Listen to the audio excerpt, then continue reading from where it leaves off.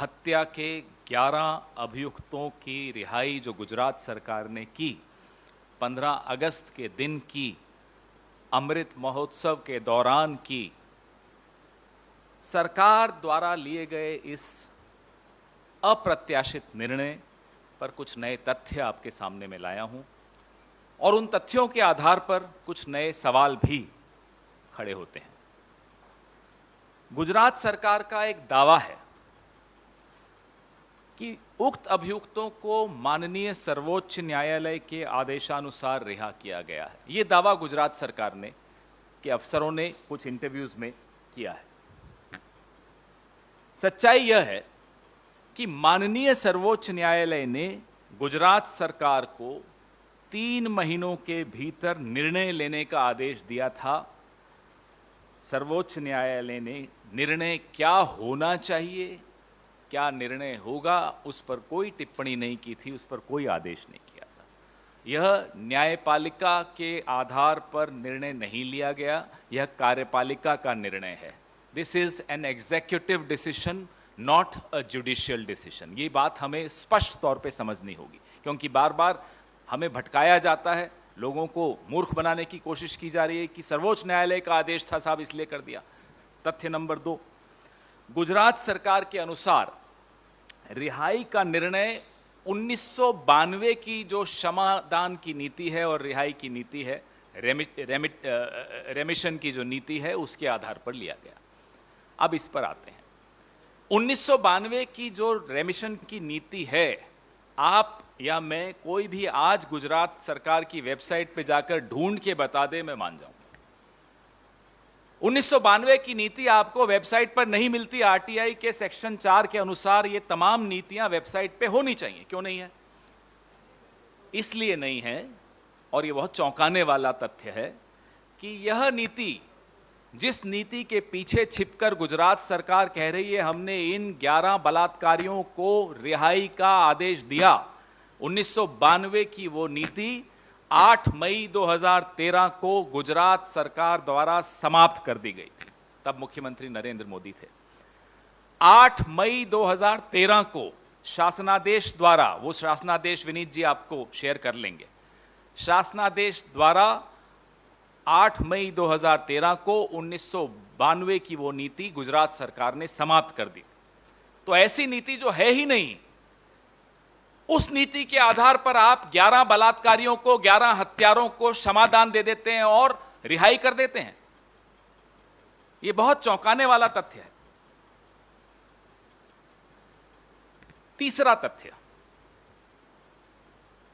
कोई ऐसा अपराध जिसकी जांच किसी केंद्रीय एजेंसी ने की हो, इस प्रकरण में सीबीआई ने की थी, उसमें क्षमादान या रिहाई का निर्णय अकेले राज्य सरकार नहीं ले सकती। सीआरपीसी का 345 सेक्शन 345 ऑफ सीआरपीसी के तहत राज्य सरकार को केंद्र सरकार की अनुमति लेनी होती है कोई क्षमादान करने के लिए या कोई रिहाई करने के लिए। मैं आपको उदाहरण देता हूं। तमिलनाडु की तत्कालीन मुख्यमंत्री स्वर्गीय सुश्री जयललिता ने स्वर्गीय राजीव गांधी जी के हत्यारों को इसी तरह की एक रेमिशन दी थी, क्षमादान दिया था। सुप्रीम कोर्ट ने तब यह आदेश जारी किया था, आदेश दिया था कि इसमें केंद्रीय जांच एजेंसी ने इस प्रकरण की जांच की थी, अकेले राज्य सरकार माफी नहीं दे सकती, क्षमादान नहीं दे सकती, रिहाई का आदेश नहीं दे सकती। CrPC section 345। हम प्रधानमंत्री से और गृह मंत्री दोनों से, दोनों गुजरात के हैं, यह जानना चाहते हैं क्या गुजरात की आपकी भारतीय जनता पार्टी सरकार ने आपसे यानी कि प्रधानमंत्री से या गृह मंत्री से अनुमति ली थी इन 11 बलात्कारियों और हत्यारों को क्षमादान देने के लिए और रिहाई करने के लिए? अगर दी थी तो साझा करिए, सार्वजनिक करिए, ताकि लोगों को आपके खोखले शब्दों का अर्थ समझ में आ जाए जो आपने लाल किले की प्राचीर से बोले थे, नारी शक्ति, नारी सम्मान, नारी सुरक्षा। और अगर नहीं दी थी तो हम यह जानना चाहते हैं प्रधानमंत्री जी से और गृह मंत्री जी से कि आप गुजरात के मुख्यमंत्री के खिलाफ क्या कार्रवाई करने जा रहे हैं इस गैर कानूनी काम को अंजाम देने के आरोप पर। या तो आपसे अनुमति ली थी या आपसे अनुमति नहीं ली थी, स्पष्ट कीजिए, देश जानना चाहता है। और अगर नहीं ली थी तो देश यह भी जानना चाहता है आप अपने मुख्यमंत्री के खिलाफ क्या कार्रवाई करने वाले हैं, आप गुजरात सरकार के खिलाफ क्या कार्रवाई करने वाले हैं। और एक सवाल गुजरात के मुख्यमंत्री से भी है, जो जेल एडवाइजरी कमेटी है उसके सदस्य कौन कौन हैं, जिन्होंने सबसे पहले यह अनुशंसा की थी कि इन 11 हत्यारों और 11 बलात्कारियों को क्षमादान मिले, इनकी रिहाई हो। जेल एडवाइजरी कमेटी के सदस्य कौन कौन हैं, उनकी अनुशंसा कब आई थी और क्या थी। एक और सवाल हम गुजरात के मुख्यमंत्री से पूछना चाहते हैं, गुजरात सरकार से पूछना चाहते हैं कि 8 मई 2013 को जब 1992 की नीति वापस लेने का शासनादेश आया था, क्या यह शासनादेश माननीय सर्वोच्च न्यायालय के संज्ञान में लाया गया? अगर लाया गया तो सार्वजनिक करिए, और नहीं लाया गया तो आपके खिलाफ फिर एक और कार्रवाई बनती है। एक के बाद एक कानून तोड़े गए हैं, एक के बाद एक नियम तोड़े गए हैं। क्यों? क्योंकि 11 बलात्कारियों को, 11 हत्यारों को क्षमा देना चाहती थी गुजरात की सरकार और हो सकता है केंद्र सरकार। और एक सवाल हम सबसे है, मीडिया से है, इस समाज से है, हम सब तमाम विपक्षी दलों से है कि जिस निर्भया के प्रकरण में पूरा समाज एक आवाज में मांग कर रहा था कि एक कठोर सजा दी जाए बलात्कारियों को, आज चुप्पी क्यों है? मीडिया में वो चुप्पी क्यों है? बाकी विपक्षी दलों में वो चुप्पी क्यों है? समाज में वो चुप्पी क्यों है? अगर इस सवाल का जवाब हम लोगों ने आज नहीं मांगा एक दूसरे से, तो हमारा समाज बहुत तेज गति के साथ सड़ना शुरू कर चुका है और उसकी बदबू पूरे विश्व में फैलेगी। उसको रोकना जरूरी है, इसलिए ये सवाल पूछने जरूरी हैं। मजहब नहीं देखा जाएगा कि किसका बलात्कार हुआ, मजहब नहीं देखा जाना चाहिए कि किसने बलात्कार किया। बलात्कार हुआ, हत्या हुई, सजा होनी चाहिए, माफी नहीं मिल सकती है क्योंकि गैर कानूनी है। यह महत्वपूर्ण सवाल है, महत्वपूर्ण मुद्दे हैं। आज जो भी मजहब देखकर चुप हैं, वो प्रधानमंत्री हो, कोई और विपक्षी दल हो, संविधान पढ़ लीजिए। यह देश संविधान पे चलता है, सरकारें संविधान पे चलती हैं, सरकारें जाति और मजहब देखकर नहीं चलती। आपके सवाल।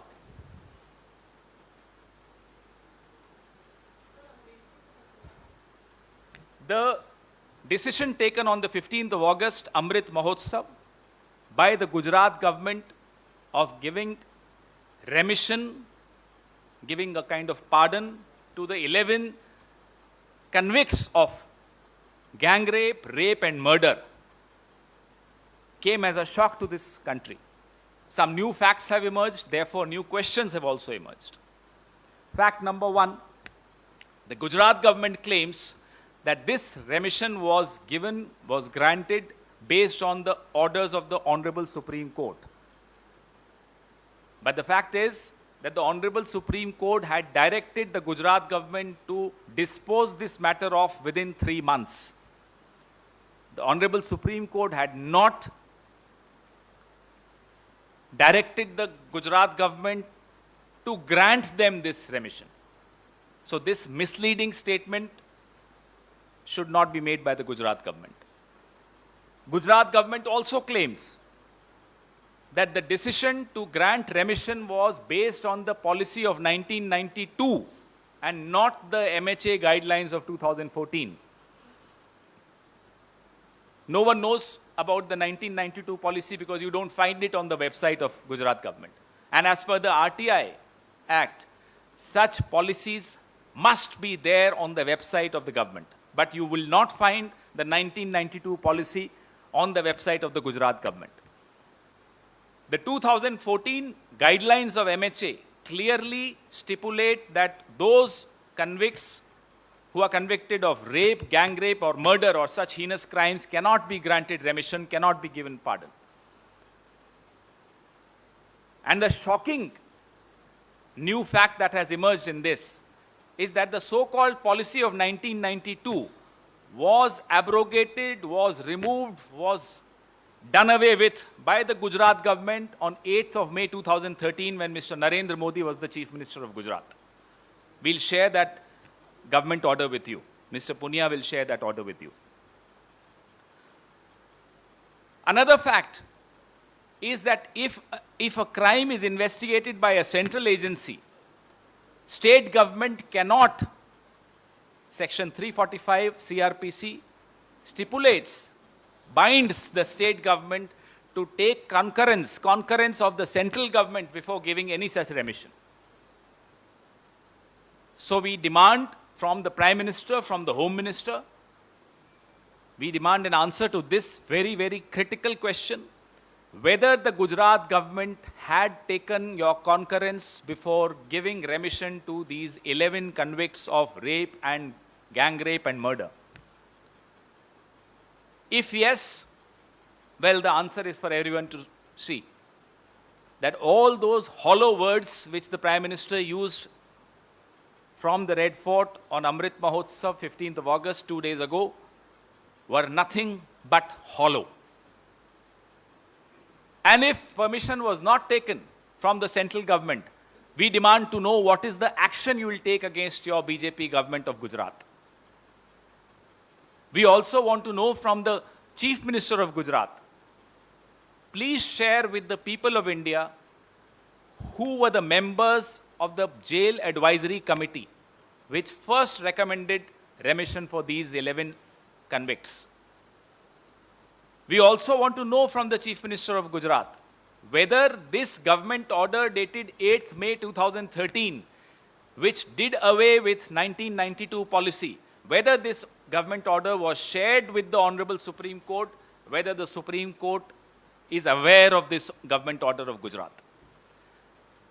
So if the 1992 policy does not exist, how can that policy be used and invoked by the Gujarat government to give remission to these 11 convicts of rape, murder and gang rape? Because as per the 2014 MHA guidelines, all those accused of rape, gang rape and murder and any such heinous crimes are ineligible for remission by any government. We also want to know from all of us, each one of us, from the media, from the society, why is there a stunning, shocking, loud silence when it comes to Bilkis Bano's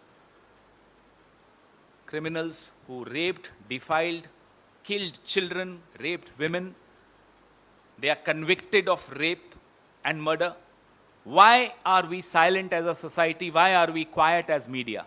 Because if we don't ask this question to each other now, our society will stink and the entire world will witness this stench. It is high time that we question ourselves, our silence, our selective outrage. We were proud of this country when the country spoke in one voice against the rapists of Nirbhaya and forced the government to bring in tough laws. But we are ashamed of the silence of some section, a large section of the media, a large section of the opposition space also. We owe it to each other. We owe these questions to each other. If we do not ask these questions today, there will be no tomorrow for this country.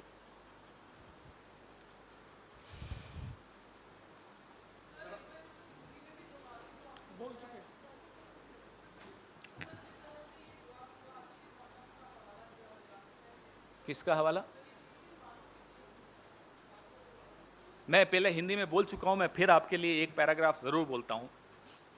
Gujarat सरकार यह दावा करती है कि यह निर्णय 1992 की नीति के तहत लिया गया। 1992 की नीति आपको गुजरात सरकार की किसी वेबसाइट पर नहीं दिखेगी। 1992 की यह तथाकथित नीति 8 मई 2013 को गुजरात सरकार के एक शासनादेश द्वारा खत्म कर दी जा चुकी है। तो ऐसी नीति जो है ही नहीं, जो समाप्त की जा चुकी है, उसके आधार पर आप कैसे किसी को माफीनामा दे सकते हैं? आप कैसे किसी की रिहाई कर सकते हैं? नंबर 2, कोई ऐसा अपराध जो किसी केंद्रीय एजेंसी ने जिसकी जांच की हो, इस प्रकरण में सीबीआई ने जांच की थी, किसी ऐसे अपराध में इस तरह का माफी, इस तरह का क्षमादान, इस तरह की रिहाई तब तक नहीं दी जा सकती जब तक केंद्र सरकार से भी आप अनुमति नहीं ले लें। हम यह जानना चाहते हैं प्रधानमंत्री से और गृह मंत्री से, क्या आपने अनुमति दी थी कि इन 11 बलात्कारियों और हत्यारों को क्षमादान दे दिया जाए और इनकी रिहाई कर ली जाए?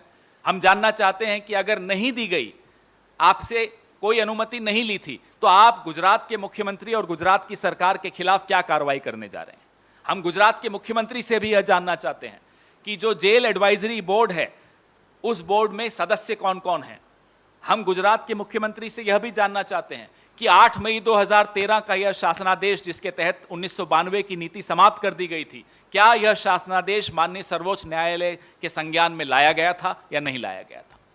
हम समाज से भी यह जानना चाहते हैं, मीडिया से भी यह जानना चाहते हैं कि जो समाज, जो मीडिया निर्भया के वक्त एक आवाज में कठोर कानून की मांग कर रहा था और वो जायज मांग थी, उस मांग को सुना गया था उस सरकार द्वारा, आज उस समाज में, उस मीडिया में जो चुप्पी है, उस चुप्पी के खिलाफ भी हमें आवाज उठानी जरूरी होगी, क्योंकि समाज सड़ना शुरू कर दिया जा चुका है और इसकी बदबू पूरे विश्व में फैलेगी। उसको अगर रोकना है तो यह सवाल एक दूसरे से पूछने होंगे, आज ही पूछने होंगे, अभी पूछने होंगे।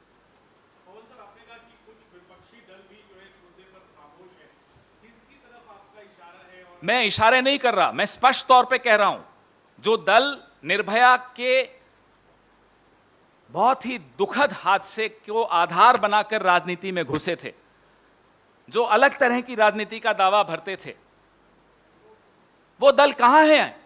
वो चुप क्यों हैं? वो क्या सिर्फ वोट बटोरने के लिए उन राज्यों में जाएंगे और उस राज्य में इतना बड़ा हादसा हो जाए, इतना बड़ा अपराध हो जाए सरकार द्वारा? सरकारों का काम है समाज की रक्षा करना अपराधियों से, अपराधियों को क्षमादान करना सरकारों का काम नहीं होता। और विपक्ष का काम है कि जब सरकारें ऐसा काम करें, ऐसा अपराध करें, तो विपक्ष को एक आवाज में बोलना होगा। आज विपक्ष का एक बड़ा तबका चुप क्यों है? मैं सबके लिए कह रहा हूं जो नहीं बोल रहे, मैं किसी की तरफ इशारे नहीं कर रहा, स्पष्ट तौर पे कह रहा हूं, निर्भया को आधार बनाकर राजनीति पे घुसने वाला दल कौन सा है? हम सबके सामने है वो।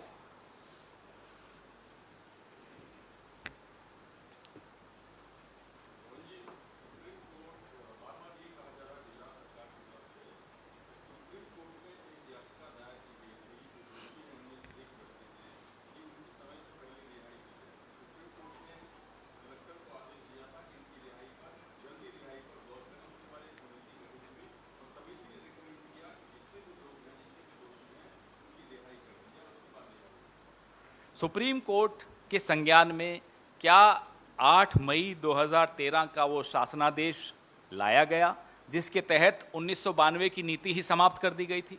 और अगर 1992 की नीति समाप्त हो गई थी तो फिर 2014 की नीति के तहत निर्णय होना चाहिए। और 2014 की नीति में रेप, मर्डर, गैंगरेप के अभियुक्तों की रिहाई नहीं हो सकती समय से पूर्व। हम यह जानना चाहते हैं कि आपने 2014 की नीति के तहत किया या 1992 की नीति के तहत? आप कहते हैं 1992 की नीति के तहत किया, तो 1992 की नीति तो समाप्त की जा चुकी है, आप ही की सरकार द्वारा खत्म हो गई थी। तो जो नीति है ही नहीं, उसके तहत आप किसी को माफीनामा कैसे दे सकते हैं? किसी की समय से पूर्व रिहाई कैसे करवा सकते हैं? वो तो नीति ही नहीं है।